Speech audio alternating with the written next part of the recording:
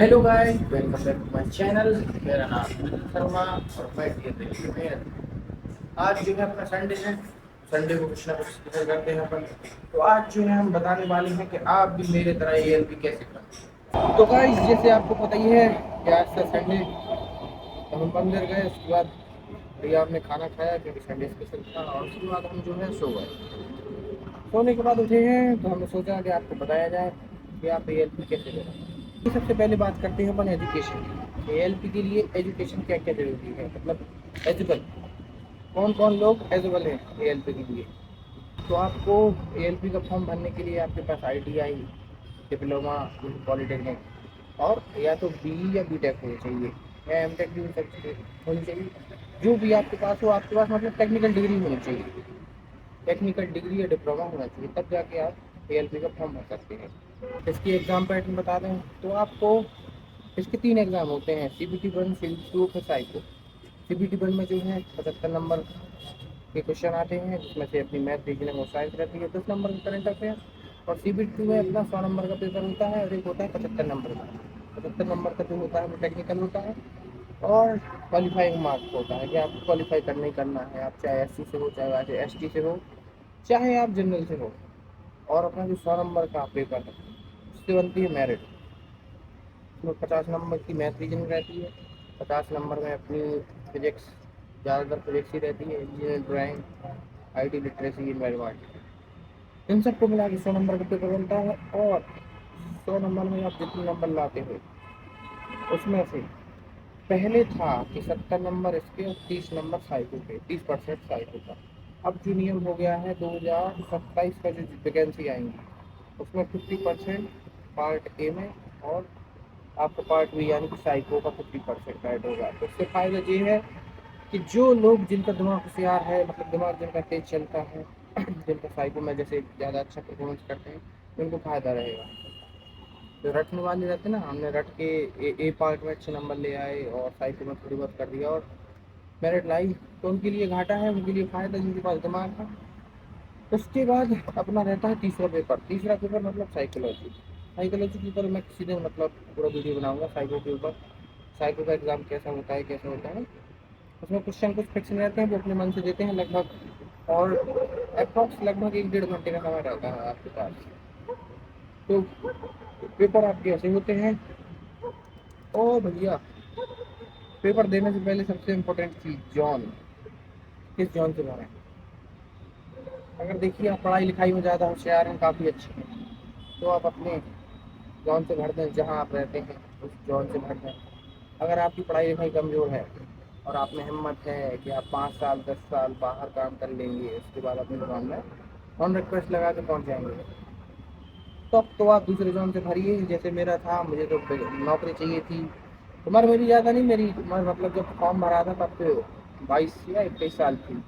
2 3 साल ले लिए उधर ने तो अभी जाके 24 हो गई है। मतलब रिजल्ट आया था 23 में, अभी जो है करंट में एज हो गई है 24। 24 साल एज हुई थी, पर मुझसे पढ़ाई नहीं हो रही थी। तो मैंने ये सोचा था ना कि कुछ भी हो जाए लेकिन जॉब लेना है अपन को। तो अपन ने बढ़िया बिलासपुर से भर लिया था फॉर्म, और उस टाइम सबसे ज़्यादा वैकेंसी भी बिलासपुर में थी, तो अपना आराम से सिलेक्शन हो गया था। अब जो है मैं बताऊँगा कि मैंने एएलपी की तैयारी कहाँ से करी थी, कैसे करी थी, और मेरे नंबर कितने आए थे, और मैं क्वालिफाइड कहाँ से हुआ हूँ, सारा कुछ बताने वाला हूँ। तो सबसे पहले जो पेपर होता है 75 नंबर का, तो 75 नंबर में क्या रहता है, मैथ, रीजनिंग और साइंस, जिसमें फिजिक्स, केमिस्ट्री, बायोलॉजी तीनों रहता है। बायोलॉजी का वेटेज हल्का से ज़्यादा रहता है, और 10 नंबर का करंट अफेयर। तो भैया मैंने तैयारी ऐसे की थी कि 10 नंबर का करंट अफेयर छोड़ दीजिए, बचे 65 नंबर। मैथ रीजनिंग जो है मेरी लोकल के एक साथ थे, उनसे मैंने पढ़ाई की थी, और काफ़ी अच्छी मेरी मैथ रीजनिंग थी कि मतलब किसी और से पढ़ने की ज़रूरत नहीं पड़ी मुझे। तो मैथ रीजनिंग मैंने वहाँ से तैयार कर ली थी अपनी। तो ये था कि जितने नंबर के क्वेश्चन आए थे मैथ रीजनिंग के, सिर्फ एक दो ही में जो गलत हुए थे, बाकी सारे सही हुए थे। बची अपनी साइंस। तो साइंस का अपना ऐसा था कि अपन जो है MCQ तैयार करते थे, डीप में नहीं पढ़ते थे। जैसे मान के चलो कोई टॉपिक है, जैसे ताप हो गया, उष्णता हो गई, सतह हो गया, तो इसकी 1 डेढ़ घंटे की थ्योरी क्लास देख ली। 1 डेढ़ घंटे की थ्योरी क्लास देखने के बाद अपन ने क्या किया, जितने सारे इन टॉपिक पे MCQ बन सकते हैं, क्योंकि ये साइंस है, क्योंकि ये साइंस है, जीके नहीं के टॉपिक मतलब बाहर चला जाएगा। तो इन टॉपिक पे जितने सारे एमसीक्यू बन सकते थे मैंने सारे एमसीक्यू निपटा दिए, खत्म कर दिए। तो ऐसे ही अपनी साइंस तैयार है। और करंट अफेयर अपन ने छोड़ दिया था, एक मैराथन देख के गए थे। तो अपना अप्रॉक्स याद तो नहीं है, अपने 45 नंबर के आसपास थे रोमा। और फिर नॉर्मलाइजेशन के बाद अपने 62 नंबर पहुँच गए थे। उसके बाद अपन क्वालिफाई हो गए थे, क्योंकि अपना जॉन था बिलासपुर। बिलासपुर जॉन मतलब पिछले साल अच्छा जॉन रहा था, और भी कई सारे जॉन अच्छे रहे थे। उसके बाद CBT 2 के लिए मिला था 1 महीना। तो रिजल्ट आने से पहले CBT 2 की डेट आ गई थी। तैयारी स्टार्ट कर दी, क्योंकि समय कम था, 1 महीने था, और जल्दी जल्दी सब चीज़ें करने लगा। तो मैथ रीजनिंग तो ऐसी थी कि तैयार थी। फिजिक्स जो मैं तैयार करी 1 महीने में, बाकी चीज़ें पढ़ी, पर उतनी अच्छी से तैयार नहीं थी ना। टेक्निकल डिग्री मतलब टेक्निकल अपना जो टेक्निकल एग्जाम था 75 नंबर का ना, वो तैयार था। तो 19 मार्च को पेपर था, बढ़िया पेपर देने गए पेपर हो गया कैंसिल तो बस फिर वहाँ से वापस आ गए हम लोग नहीं, सॉरी। और वहाँ से वापस आए, फिर से 1 महीने का पेपर, एक ही महीने का टाइम मिला था। 19 मार्च को था, और 2 मई को शायद दोबारा हो गया था। लेकिन पर जो इस बार टाइम मिला था, इस बार इतनी प्यारी तैयारी कर ली, इतनी प्यारी तैयारी कर ली कि टेक्निकल पढ़ लिया, फिजिक्स पढ़ ली, environment science, ID literacy, ED, सारा कुछ।